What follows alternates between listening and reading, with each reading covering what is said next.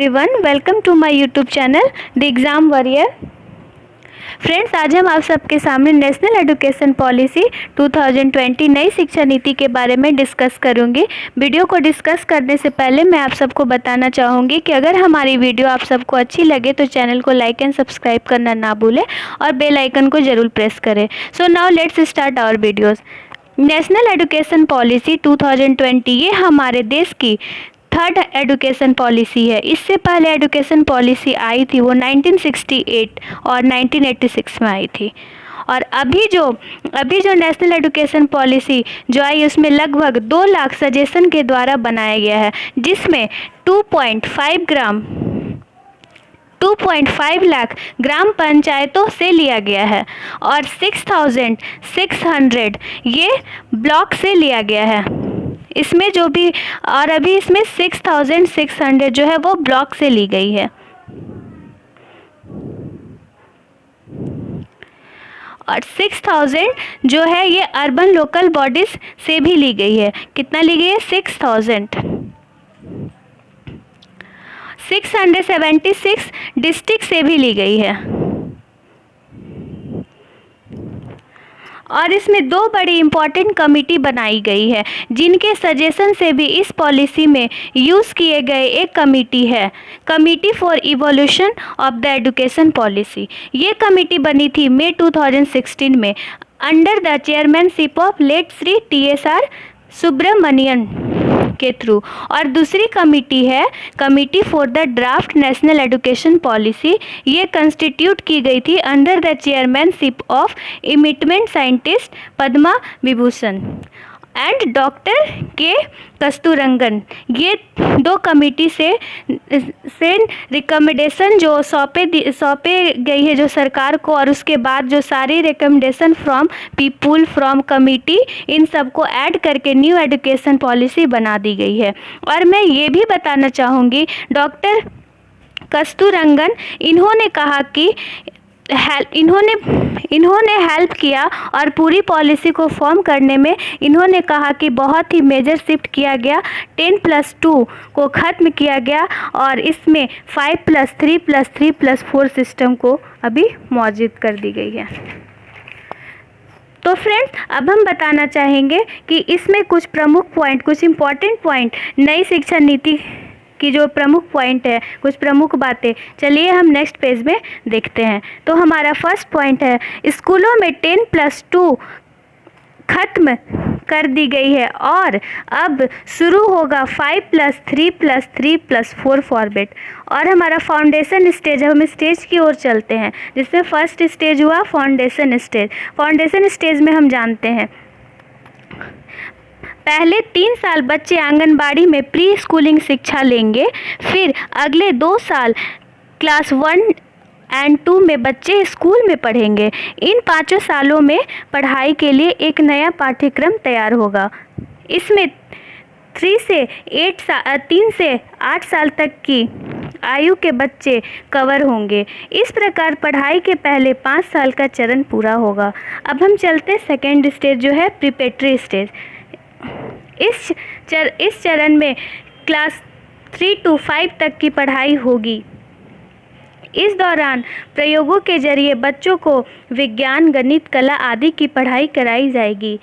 8 से 11 साल तक की एज के बच्चों को इसमें कवर किया जाएगा। और हमारा थर्ड स्टेज है मिडिल स्टेज। इसमें क्लास 6 to 8 की पढ़ाई होगी एंड 11 से 14 साल की उम्र के बच्चों को कवर किया जाएगा।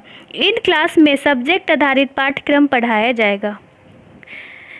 क्लास 6 से ही कौशल विकास, स्किल डेवलपमेंट कोर्स भी शुरू हो जाएंगे। और हमारा नेक्स्ट स्टेज है सेकेंडरी स्टेज। क्लास 9 से 12 तक की पढ़ाई 2 चरणों में होगी, जिसमें सब्जेक्ट का गहन अध्ययन कराया जाएगा। सब्जेक्ट को चुनने की आज़ादी भी होगी।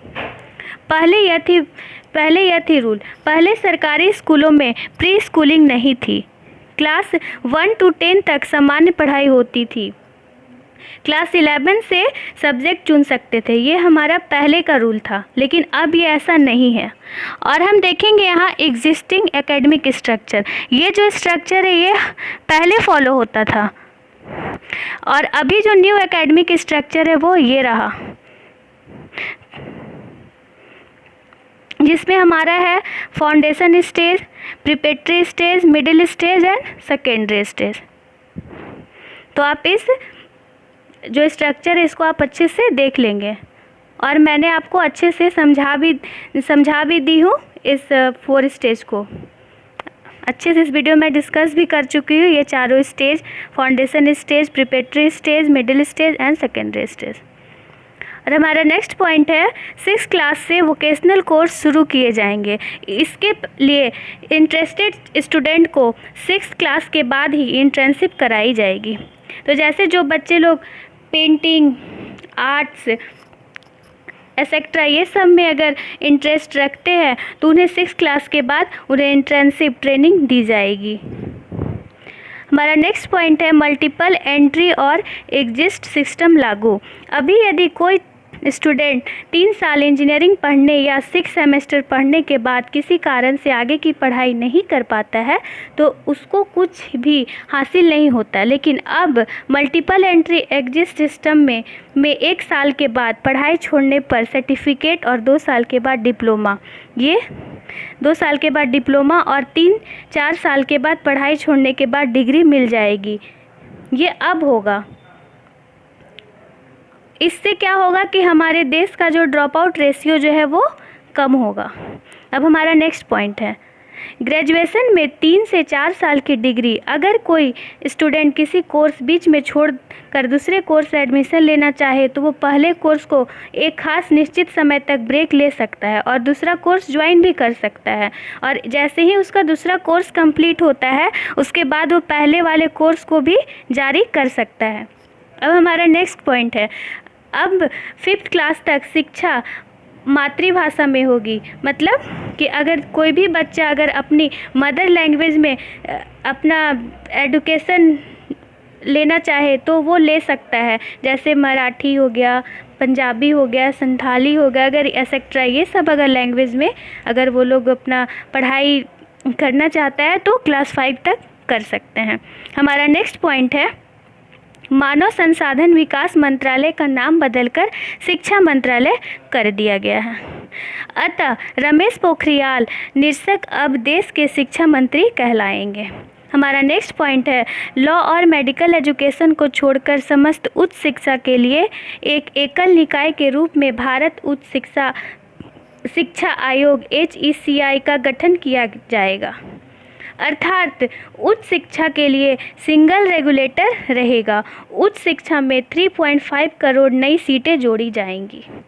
हमारा नेक्स्ट पॉइंट है नई शिक्षा नीति 2020 में शिक्षा पर सकल घरेलू उत्पाद GDP ग्रॉस डोमेस्टिक प्रोडक्ट का खर्च 6% खर्च किया जाएगा, जो कि अभी 4.43% है। हमारा नेक्स्ट पॉइंट है म्यूज़िक और आर्ट्स का पाठ्यक्रम में शामिल कर बढ़ावा दिया जाएगा। और हमारा नेक्स्ट पॉइंट है ई पाठ्यक्रम को बढ़ावा देने के लिए राष्ट्रीय शैक्षिक technology forum N4 national E for education, T for technology, F for forum बनाया जा रहा है, जिसके लिए वर्चुअल लैब विकसित की जा रही है। हमारा नेक्स्ट पॉइंट है वर्ष 2030 तक उच्च शिक्षा में ग्रॉस इनरोलमेंट रेशियो 50% पहुंचाने का लक्ष्य है, जो कि वर्ष 2018 में 26.3% था, और अभी 2030 तक ग्रॉस इनरोलमेंट रेशियो 50% पहुंचाने का लक्ष्य है। और हमारा लास्ट पॉइंट है अभी सेंट्रल यूनिवर्सिटीज़, डीम्ड यूनिवर्सिटीज़ और स्टैंड अलोन इंस्टीट्यूशन के लिए अलग अलग नियम हैं। इन एजुकेशन पॉलिसी 2020 में सभी के लिए समान नियम होंगे। आई होप फ्रेंड आप सबको मेरी वीडियो अगर अच्छी लगी होगी तो चैनल को लाइक एंड सब्सक्राइब करना ना भूलें और अपने स्टडी ग्रुप में इसे ज़रूर शेयर करें। और फ्रेंड्स मैं आप सबसे ये भी बोलना चाहूँगी कि आप सबको क्या लगता है 10+2 की जो सिस्टम थी वो बेटर थी या फिर अभी जो चेंज करके यहाँ पे जो अभी लाया गया है 5+3+3+4 सिस्टम ये बेटर है। तो अगर आप सब बताना चाहेंगे तो हमारे कमेंट बॉक्स में बता सकते हैं। तो friends thank you for watching my videos. I wish you all the best. Thank you.